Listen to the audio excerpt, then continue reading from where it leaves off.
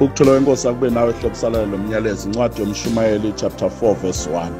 Ngabuye ngabona konke ukucindezela okwakwenziwa phansi komthunzi welanga. Bheka inyembezi zabacindezelwe bengenabani ukubaduduza. Uhlangothi lwabacindezeli lwalunamandla. Amen.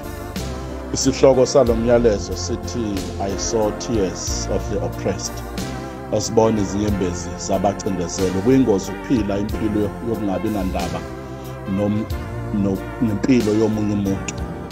Lokhu kungamazwi aqoqekile akhulunywa inkosi Solomon kule ncwadi isahluko sokuqala verse 13 and 14. Ubone into eyenzeka kubantu kwimikhakha ehlukene yezempilo, kwamkhathaza wayeseyaloba.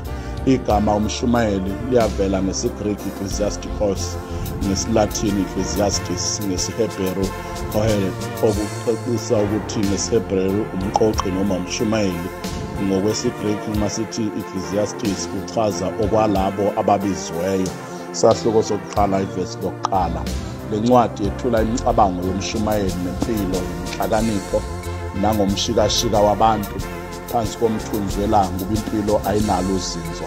Uthi-ke mayeloba uSolomon athi sengikubone konke. Lokho kuthola kuverse chapter 1 umshumayeli verse 14, chapter 2 verse 11 and 26, chapter 4 verse 4 and 16. Uphetha ngokuthi kwesaba uNkulunkulu nokugcina imithetho kungumsebenzi wabantu bonke. Ubese uNkulunkulu eletha impilo nenqubekela phambili. Chapter 12 verse 13 and 14 umshumayeli. Umhleli wale ncwadi akwazeki ukuthi ungubani, kodwa futhi kuyacacisa ukuthi onke lawa mazwi avela kuwo wayeyindodana kaDavide eyinkosi yaseJerusalema. Chapter 1 verse 1.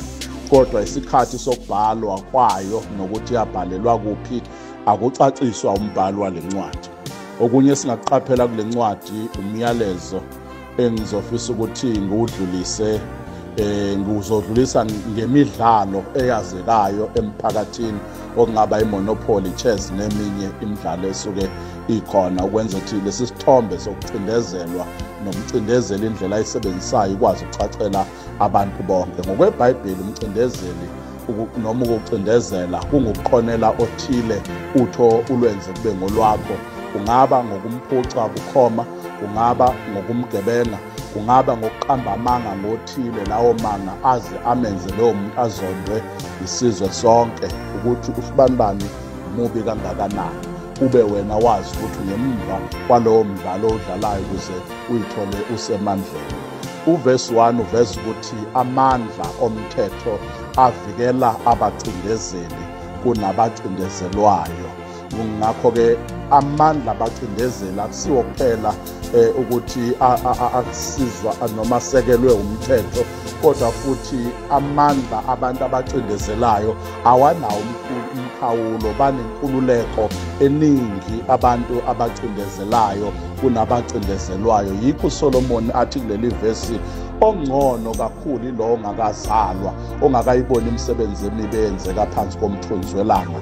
Incwadi yeZaga 14 verse 34 icacisa ukuthi ukulunga kuyasiphakamisa isizwe, ubulungisa buyasiphakamisa isizwe, kwenza kahle kuyasiphakamisa isizwe, kodwa kona kuyihlazo kubantu bonke. I saw the tears of the oppressed. Okokuqala ngifisa ukukhuluma ngakho verse 1 to verse 3. Umcindezeli usebenzisa unya ukucindezela. Kunomdlalo obizwa ngeSorry. Inhloso yalo mdlalo kungugudluza bonke ocabanga ukuba bayiziphazamiso ekuphatheni kwakho, okanye bonke labo ofisa ukuthi abazophazamisa iposition ofuna ukuba kuyo, uyabagudluza bonke. Kungaba ngokuthi usebenzisa othile ukuyenga loyo muntu ayigcine enza into unaware ukuthi usenza iphutha ngokuyenza, bese usuyamgudluza lowo muntu. Lo mdlalo uthi ogama lithi sorry, kuyamangaza kungani ukuthi wesorry, ngoba ulusuke lungekho uzwelo kumuntu osuke ezogudluza omunye umuntu. Ngaba ukuthi umgudluza ngokumbulala, ngaba ukuthi umgudluza ngokuthi aphelelwe ngumsebenzi, but igama lomdlalo ubizwa ukuthi sorry, kodwa inhloso yawo ukugudluza umuntu ngale yakokunanaza kwiposition osukubona ukuthi uyayidinga. Empeleni lo mdlalo obizwa ngesorry umuntu osuke engenabo abalandeli kodwa enayo influence. ngoba umholi ngokuthi abe nabalandeli abangakwazi ukuvuka bamdefende uma bebona khona into wrong yenziwayo ngakuye.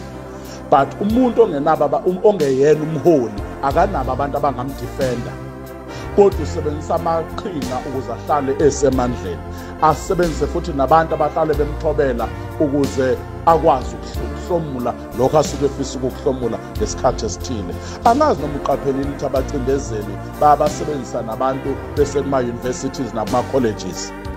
Basebenzisa kanjani intsha yethu ithi kuma-college nakuma-university ibinikezelwa ama-credit card okuthenga izingubo, okuthenga ukudla, ukucindezelwa lokho ngokomnotho ukuthi akathi umuntu omnyama engakaqali nakuqala ukusebenza kodwa usengenile ey'kweletini okuyomthatha esithi isikhathi ukuthi omunye aphume abanye boze bafe bekulezo sikweletu. I saw the tears of the oppressed. Qaphela amabhodi abhalwe utshwala maningi ey'ndaweni zabantu abamnyama kunobuwathole ey'ndaweni zabebala elimhlophe. Angaze ngihlangane nani kunoma ngayiphi indawo ehlezi abantu abamhlophe.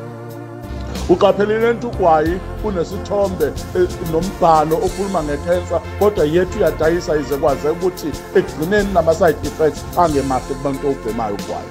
Why uthutshekwe ucindezelwe umuntu kodwa kube kwaze ukuthi ayikho into enhle evela lapho? Uqaphelile nthi izikhungo ezibolekisa imali ave ziziningi, futhi kubolekwa nanomuntu ozazi kahle kwayena ukuthi igama lakhe alimile ukuze aqhubeke ecindezelekile ohlangothini lwezomnotho. Solomoni uveza kulesi sigaba izinto ezintathu ngobuhlungu bokucindezela. Uthi verse 1, umcindezeli nomchaphazi uvikelwe ngumthetho ohluleka ukuvikela ocindezele.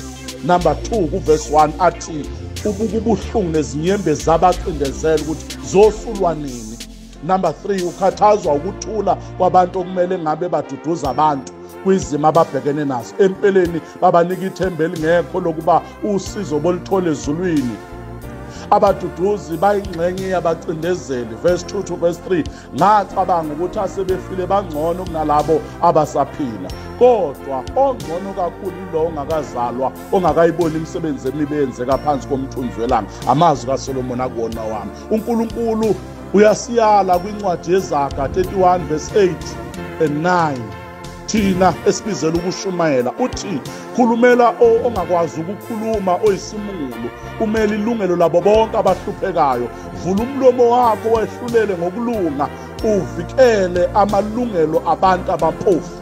Ngakho-ke anginakuthula nami ngibona incindezelo iqhubeka iya phambili. Lena yokuze enkonzweni uzokhulekela ukuthi uthole umsebenzi ayisilekelele empeleni. Bekufanele ukuthi masiye enkonzweni ke sibe nanethuba lokuthi senze njani ngale mali esinikele enkonzweni ukuvula amathuba ukuba kuqasheka abantu, okuqala amabhizinisi within i-denomination nge-denomination. Sinemihlaba ekhona emabandleni athile okumele ngabe kuyo lowo mihlaba kudevelopha abantu balelo bandla okanye baleyo community. I saw the tears of the oppressed. Siney'ngane ey'ningi ey'semabandleni ngabe ziyafunda kodwa sonke sidipende kuhulumeni, ethi uhulumeni akanayo imali. Number 2 engifuna ukubamba ukusho Solomon uthi verse 4 to verse 6, umcindezeli usebenzisa umona ukucindezela. Kunomdlalo obizwa nge-chess, ungomqhudelwano nokuzazisa. Lo mdlalo ufundisa owudlalayo ngamaso okuhlale engaphambili kwabanye abantu. Kodwa kuwo lo mdlalo angazi noma niyayiqaphela ukuthi nalabo ababizwa ngama-time wasters. Ama-time wasters laba njalo abayizidididi nje phakathi kuwumdlalo we-chess, abangeke bakwenza uphumelele ngempela, ngoba kukhona okusuke kumele ukwenza uphumelele. Nasemphakathini yethu sinabo abachwithi besikhathi, yilaba abaphilela nje ukubuka i-TV lize liyoshona ilanga, abahlalela ukungcofa amafoni ukwazi ukuthi ubani uthini kwi-status sakhe bese behleba ngalowo muntu, abaphilela ukulala nasemini abangazi ukuthi yini abangavuka bayenze. Sinabo kuyikhungo ezahlukene abanye ama-time wasters abafika emsebenzini ngaso sonke isikhathi babuka i-system ephansi, ungazi uma iphansi akayiphakamisi ngani. Abeze emsebenzini njalo bezwa bethi si-offline, ngaso sonke isikhathi ayikho into bona abadinga ukuyenza, but ngomhla ka-15 bayalidinga iholo ukuthi malingene, kodwa ayikho into abayenzayo ukuphakamisa institution abakuyona. Ngaso sonke isikhathi banokuzulazula okunga-understandeki, benzani ngempela.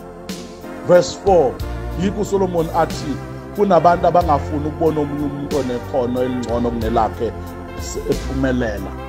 Ama-time wasters lawo ukuthi sibani banahlaniphile kunami asizame ukumbhlokha. Verse 5, bakhetha ukusonga izandla. Umuntu uma bembona unokucabanga okuthe ukudepha, basonga izandla bangameseli, agcine ebonakala ukuthi uyifeyila kanti akayona ifeyila. Verse 6 athi ungcono umuntu onesandla esisodwa kunomuntu onezandla ezimbili kodwa akaphethe lutho.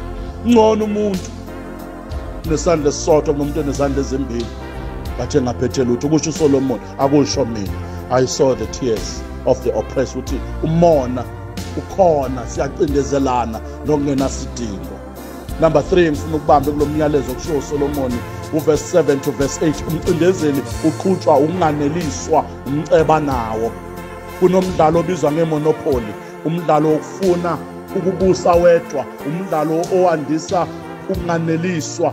Munye ophumelela kulo mdlalo, impumelelo yakhe ukuqoqa yonke imali, akwazi ukuthenga yonke into angabe idinga, kungaba imizi kwakhe, imizi, amahhotela, imoto, yonke into iba ngeyakhe. Umdlalo owandisa ukuba ugombela kwesakhe. Umuntu onalo moya ayikho into ayemenza abe nozwela kwabanye abantu, uyiphilela yena yedwa. Yikho verse 8 walesi sahloko athi umuntu onganeliseki umceba nawo uyisitha kuye. I saw the tears of the oppressed. Monopoly yalawula izwe lakithi. Baningi abawogombela kwesabo, yetha sibothi bawogombela kwesabo. Monopoly iyalawula izwe. I saw the tears of the oppressed. Verse number 4 kulo myalezo engifuna ukuthi ubambe, uverse 9 to verse 12. Umcindezeli ufuna ukuphumelela yedwa. Kunomdlalo obizwa ngesolitaire. Lo mdlalo owomuntu oyedwa uveza impilo yomuntu ofuna ukuphila yedwa ukuthi iba njani. Solomon ukhuthaza ukuba singabi ngonkomidla yodwa, bekhona engabe siphakama sonke nabo siye phambili. Ubeka izinto ezine uSolomon ezingenzeka uma abantu behlangana bebambisana. Uverse 9 uthi uma sibambisana sithola umvuzo omkhulu omuhle. Verse 10 athi uma abantu bebambisana sikwazi ukuvusana ngesikhathi sokuba sibuba ney'nkinga. Verse 11 sikwazi ukududuzana, sesekelane uma kunesidingo, sinikane imfudumalo. Verse 12 okuyihlandla lesine sikwazi ukuvikelana ngesikhathi sengozi uma singabantu sihlangana. Kanjalo izwe lakithi lidinga ukuba ke sikhohlwe ukuthi omunye usonta kuphi, kodwa ke sifunde ukubambana singabantu abamnyama ukuze sikwazi ukuphakamisana, sikwazi ukuthuthukisana. I saw the tears of the oppressed. Uma abantu abamnyama bengahlangana kukhona okungcono okungenzeka. Yikhathi uSteve Biko amandla omcindezeli asengqondweni yocindezelwe. Kaningi thina simandla ukulwa sodwa, asikho mandla ukulwa nesitha esiqonela amathuba empilo, amathuba emsebenzi, amathuba okuthuthuka esizweni sakithi. I saw the tears of the oppressed. Besingehlangane yini okwehlane ngifisa ukukhuluma ngakho kulo myalezo uverse 13 to 16. Umcindezeli akaniki ithuba lokuba nguwe empilweni, akakuniki ithuba lokuba nguwe empilweni umcindezeli. Kunomdlalo obizwa nge-chart use and letters. Umdlalo uwumdlalo lo wokuba impilo ayinanqubekela phambili. Impilo iyaziphinda-phinda. Lapha abantu kulo mdlalo lapha abantu bazama ukukhuphuka kodwa bayithola beshelela bewa. Lo mdlalo uveza ukuba impilo nje in general ayisoze kwenye inkathi yakwenza uvelele, kodwa futhi kwenye inkathi nakwenza impilo ukuthi uvelele. Kodwa kuhle ukuvelela ungewedwa, uvelele kodwa unomuntu ozokulama kulento ofisa ukuthi ayisali ibe yilegacy yemndeni wakho, ibe yilegacy yesizwe ophila kusona. Lo mdlalo uveza ukuba akunanqubekela phambili empilweni uma engekho omncane omshiyela imicabango nayo. Uyazi ukuthi abantu abamnyama baphila under i-black tax. kunezinto ezishiwa abazali bethu noma besebenza bangazenzi sithi sibengasekho emhlabeni zisale zizoba inselelo kithi. Verse 13 and 14, ungcono umuntu osemusha oswele kodwa ohlakaniphile kunenkosi endala eyisiwula engasamukeli iseluleko. Kusho ivesi, umuntu angaphuma ejele abuse ngisho noma ezalwe engompofu embusweni. Kusho lesi sahluko, kusho Solomon. Solomon uveza ukuba ukubusa okuhle okwabantu ababili, hayi oyedwa. Akube nomdala nomusha ukuze omdala acathulise omusha kumsebenzi wokuhola isizwe, kumsebenzi wokuhola ikhaya, kumsebenzi wokuhola ibhizinisi. Kodwa akunjalo kwisikhungo zonke esizaziyo nezikhona emphakathini yethu. I saw the tears of the oppressed. Bekufanele isizwe sonke sakithi sabamnyama ke sikufunda ukungagxekani, ke sikufunda ukufundisisa izinto esizilalela ezenzekayo emphakathini yethu, sikufunda ukubambisana. I saw the tears of the oppressed. I saw the tears of the oppressed. Kusho uSolomon ebukisa ukuthi baningi abantu abacindezela nabacindezelwe sebekhetha ukuthula ngoba bayasaba ukuthi mangeke ngaphakamisa izwi sengizokhishwa ngiyoboshwa. Siphila kwisikhathi esilukhuni sokusaba ngisho ukuphefumula nje ngotho olwenzakala ngoba sekuseduze ukuthi sithathe siyoboshwa. Kodwa igebengu ehamba ebulala abantu azenziwa lutho, abadayise idakamizwa abenziwa lutho, kodwa ngokuphawula kwakho nje kunentokazi ade ngifunda ngayo nje einkundleni zokuxhumana ekuthiwa nje kumele uyoquliswa icala lokuthi iphawule yathini ngamaNdiya. Yethu amaNdiya abulela abantu bakithi abamnyama. Nama ngithi akube khona ukuba okwenziwayo kuwo, kodwa ngithi mina asikwazi ukuboshwa siyodisiplina, sidisiplinele ukuthi sikhulume iqiniso ngesikhathi sidinga izimpendulo.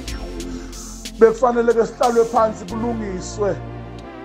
Uma izwe lethu lingenayo freedom of speech, liyizwe eliya eweni, sikwisikhathi esilukhuni sokuba i-freedom of speech ezweni lakithi iya ngokuphela kwisikhathi esiphila kusona, ngoba ususaba nanokuphawula noma ngabe yini ngoba ijele liseduzane kwakho. I saw the tears of the oppressed. Okwani lokhu kucindezeleka kule era esikuyona yokuba singakwazi ukuphefumula, kodwa sakwazi ukuphefumula ngesikhathi sikaMandela, sakwazi ukuphefumula ngesikhathi sikaThabo Mbeki, sakwazi ukuphefumula ngesikhathi sikaJZ. But kwisikhathi esikusona angi-understand, kodwa ngiyafisa ukuba yini le esiyenza ukuthi kancane kancane usuyahutshwa. I saw the tears of the oppressed. I saw the tears of the oppressed. I saw the tears. I saw the tears of the oppressed. Sicindezelekile, umnotho awukho ohlangothini lwethu, imfundo ayikho ohlangothini lwethu. Kwangathi besingathola imfundo ma-Afrika ezosinika ama-skills okukwazi ukuyithuthukisa, sikwazi ukuyiphilisa, kunokuba ngaso sonke isikhathi sicabanga ukuthi siyoqashwa uhulumeni, ngoba amathuba anjalo akusiwona awethu sonke. Thina abanye siyokwazi ukuba siziphilise ngokuthi sisebenzise izandla zethu, sisebenzise ukucabanga kwethu. Kukhona singakwenza ukuba sikwazi ukuyiphilisa, kunokuba siyolimaza imigwaqo, kunokuba siyoshisa izikhungo ezilusizo lwansuku zonke emphakathini yethu.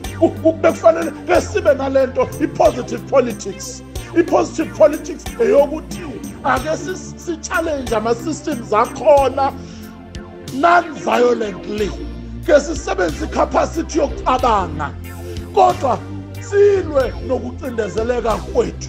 Kunokuba sidlove at the end of the day, uma semushisile umgwaqo kudevelopeka ama-potholes, ngiqede ngilimale ngemoto mase kuyisidingo esiphuthumayo. Asingayishisi izikhungo ezikhona, siyayidinga, zakhiwe ngesikhathi sethu. Asingadestroyi lutho olukhona, but ake sibe ne-positive politics. Uma simbona umuntu akaperformi kahle, sinelungelo lokungayi ukuyovota. That is positive politics.